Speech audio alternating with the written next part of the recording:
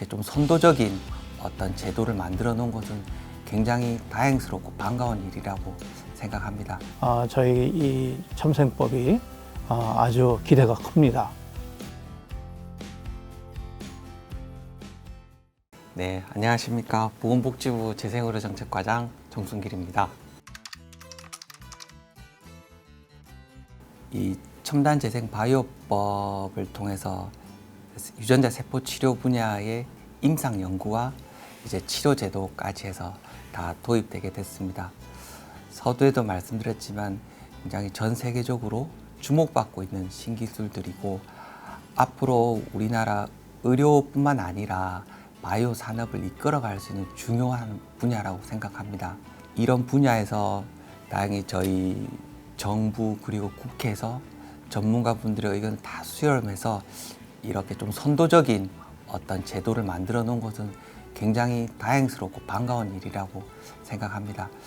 이런 영역을 정부에서 잘 활성화시켜 나간다면 단순히 의약품 허가라든지 보편적 의료행위 이외에도 병원을 중심으로 연구도 하고 치료도 하고 또 관련한 소부장 제품도 활성화할 수 있는 또 다른 하나의 어떤 연구이면서 산업화가 동시에 이루어질 수 있는 굉장히 의미 있는 기회라고 생각되고요. 첨단재생의료법이 제정되고 제정이 이제 2020년에 이제 시작이 됐는데요.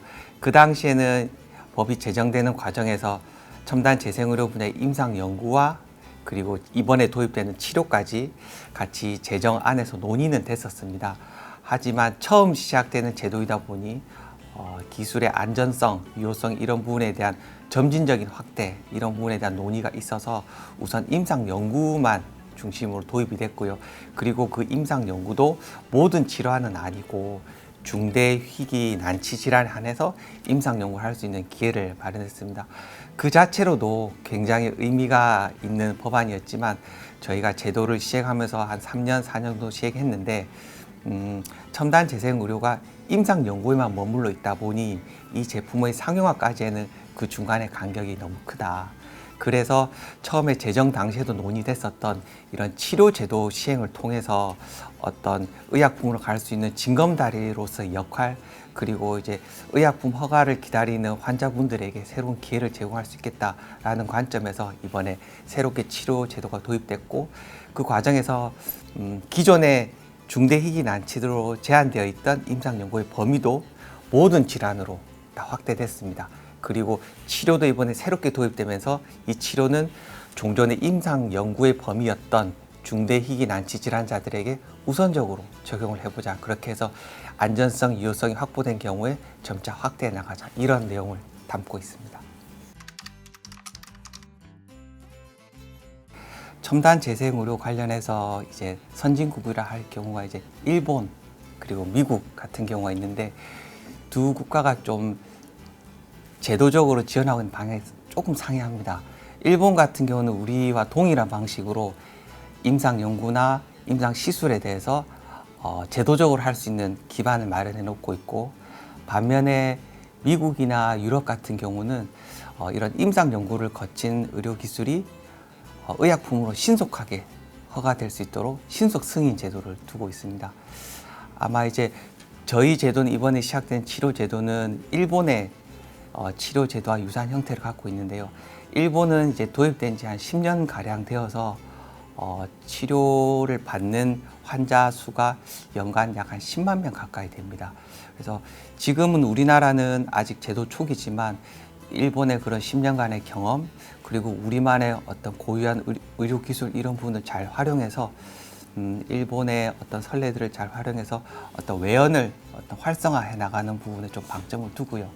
동시에 미국처럼 그런 단순히 시술에만 머물러 있지 않고 의약품으로 넘어갈 수 있는 어떤 제도적인 신속 승인 제도들을 마련하고 있는데 이런 부분들도 저희가 적극 활용해가지고 단순히 재생의료의 확대뿐만이 아니고 여기서 유효한 기술 이런 부분들이 나오고 데이터가 충분히 쌓으면 보편적 의료로 신속히 진입할 수 있는 그런 제도적인 방안도 같이 모색해 나가도록 하겠습니다.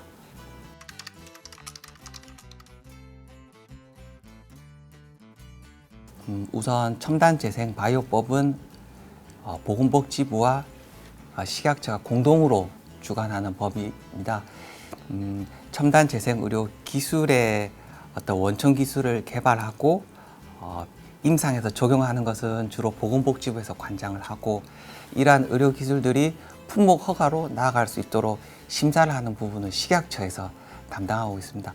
그러다 보니 이 양 부처 간의 협력이 무엇보다 중요하다고 생각하고, 예를 들어서 연구 단계에 있는 기술 같은 경우도 식약처에서 어떤 허가 기준을 갖고 있는지를 미리 사전에 잘 파악을 해야 효율적인 기술 개발이 가능할 것 같고요.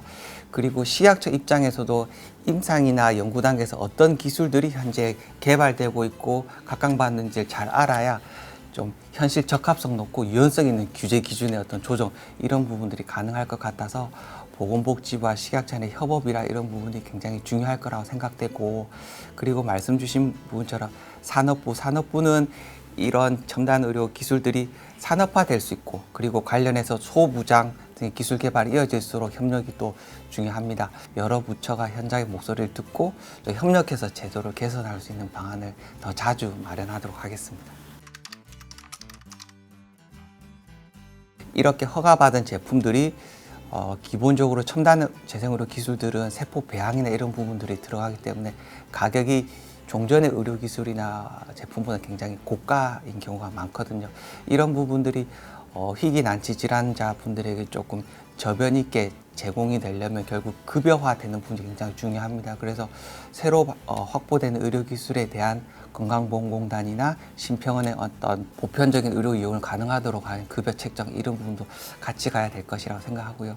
이 법이 통과될 때, 그러면 국회에서 논의될 때도 그럼 이 비용을 어떻게 책정할 것인가 할 때도 그 당시 국회에서 논의됐던 거는 우리가 치료제도가 이번에 도입되지만 그 이전에 임상연구를 해봤었습니다. 지금도 하고 있고, 그럼 그 임상연구에서 어느 정도 세포 채취 비용이라든가 배양의 비용, 그리고 환자 관리나 검사에 대한 비용들이 어느 정도 비용에 대한 데이터가 있습니다. 그래서 이런 기존의 데이터들을 활용해서 적정한 수준의 비용을 책정하면 되지 않겠느냐라는 부분에 논의가 있었고, 그 정도로 해서 치료병의 적정성이라는 부분이 마련됐는데요. 아마 이 비용과 관련해서는 현장에서도 많은 말씀을 하시는 부분들이 단순히 이 세포를 채취하고 배양하고 주입하는 이 단순한 원가에 대한 비용과 함께 이 세포 치료라는 기술이 만들어지기 이전까지의 다양한 R&D에 대한 어떤 고민들, 그리고 이 부분들이 상용화될 거를 염두에 둔 어떤 장래의 어떤 예산 가치, 이런 부분들이 같이 다 맞물려 있을 겁니다. 그래서 그런 현장의 요구사항도 있고, 저희 첨단 재생의료 심의위원회에서 이 가격을 볼 텐데, 이 심의위원회는 사실 심사평가원이나 건강보험처럼 급여로 엄격하게 책정하는 부분은 아니고, 기술의 다양성을 감안해서 이 기술이 현장에 적용될 수 있는 그런 필요 충분한 정도의 가격이 적정한지 정도를 보게 될 것 같습니다. 현재 의약품으로 허가를 받거나 아니면 건강보험 제도를 통해서 급여나 비급여로 들어오는 제도들은 보편적인 의료 행위이고요. 어느 병원에서나 이용할 수 있는. 하지만 저희 이번에 도입되는 첨단 재생의료 치료 제도는 이런 보편적인 이용은 아니지만 개별적인 의료 기술과 개별적인 의료기관을 통해서 사용할 수 있는 일종의 개별적인 승인 제도입니다. 그래서 요 별도의 승인 제도가 좀 더 법이 개정된 그 취지를 살릴 수 있도록 이런 별도의 승인 제도 안에서 안전하고 유효한 제도가 치료 기술이 좀 더 많이 도입되고 활성화될 수 있도록 한다는 것이 기본적인 정부의 방침이고요. 이 제도의 적극적인 활성화, 안착과 활성화가 가장 중요하다 생각하고, 다만 좀 더 안전하고 의미 있는 기술의 어떤 치료 제도의 도입, 이런 부분은 사실 정부도 있지만 무엇보다 이제 연구하시는 연구자분들, 교수님들, 그리고 원료 치료를 제공하거나 상용하는 업계, 산업계의 어떤 공통된 컨센서스, 그리고 협력이 굉장히 중요하다고 생각합니다.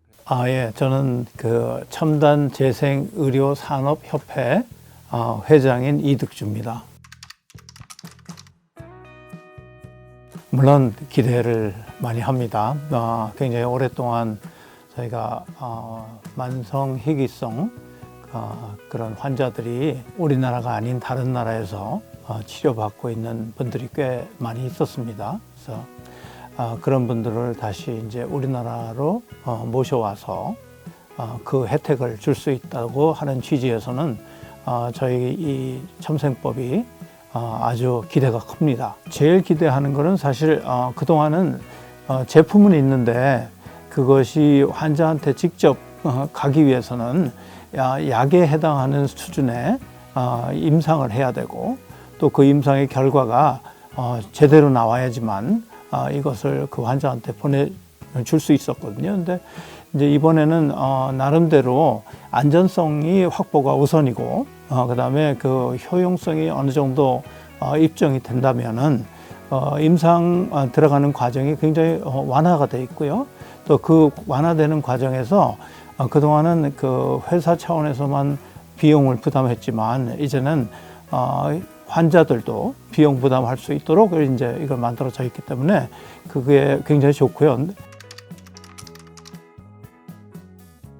그럼에도 불구하고 이 해당 영역이 질병에만 지금 해당하고 있기 때문에 언젠가는 질병이 아닌 노화 영역으로 확대되는 것을 저희가 이제 기대하고 있고요. 또 이제 이게 시작이 되면 당연히 그 기준 마련하거나 또 그 절차라든지 또 하다 보면 또 뭐 나름대로 더 법으로 인해서 규제가 되는 부분들이 좀 있지 않겠습니까? 그래서 그런 부분들이 아마 많이 생길 텐데 그것을 해소하기 위한 정부와 또 우리 산업계와 또 환자들 이런 분들의 의견이 잘 조율이 돼서 진행이 되기를 이제 저희 바랍니다. 단 이제 조금 우려하는 부분은 이거를 평가하고 진행하는데 굉장히 소수의 전문가들이 이거를 결정하고 있기 때문에 그분들한테 너무 부담을 주지 않겠느냐. 또 그러기 위해서는 저희가 더 많은 지식인들 또 전문가들을 양성해야 되지 않겠냐 이렇게 지금 생각하고 있습니다. 시행하다 보면 저희 환자들이 요구하는 게 분명히 있을 거고요. 또 이 기업들이 요구하는 게 조금 더 생길 거고 또 관에서도 또 보고자 하는 것들이 더 있을 겁니다.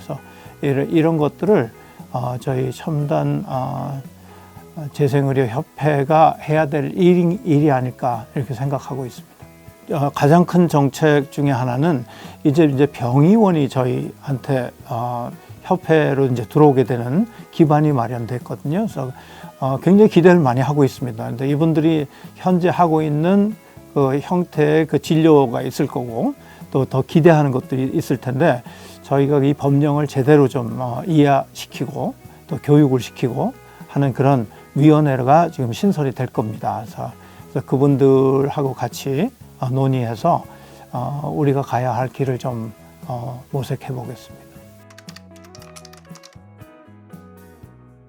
우리의 가장 큰 강점은요, 이미 이 법이 생기기 이전에 굉장히 많은 제품들이 허가가 나와 있습니다.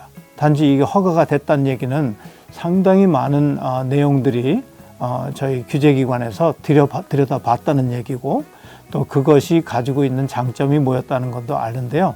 이제 첨가법을 통해서 조금 그 가까이 갈 수 있는 이런 모델이 제시가 됐으니까 그걸 가지고 저희가 좀 장점을 만들어 보도록 해보겠습니다.